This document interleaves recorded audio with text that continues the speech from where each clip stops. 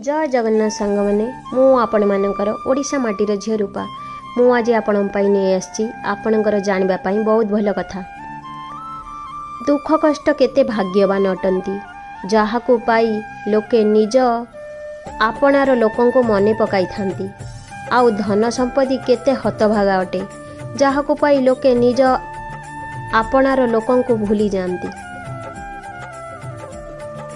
भाग्य उपरे नुहे कर्म उपरे विश्वास रखिबा दरकार। निज परिश्रम दिने भाग्य बदलाई देव।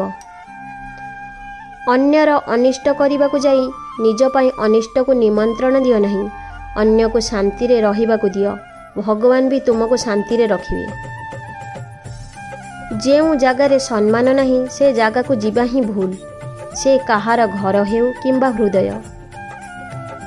टंका द्वारा दुनिया रे सब किछि मिल जाई पारे किंतु संस्कार केवल परिवार लोकों ठारू ही मिली थाए। मिछ कहूथिबा लोक सबुबेले फटफट हुअंती किंतु सत कहूथिबा लोक नीरव रहिबा को पसंद करती। निज परिवार रे अप्रिय हेई बाहर लोकों प्रिय पात्र हेबार कौनसी मूल्य न थाए। कारण असुविधा समय रे बाहर लोक मजा देखुथिबा बेले परिवार लोक ही साहाय्य करिथांती। साहाय्य गोटे एमिति शब्द जहाकू करिले लोके भूली जिबे आउ न करिले जीवन सारा मने रखिथिबे।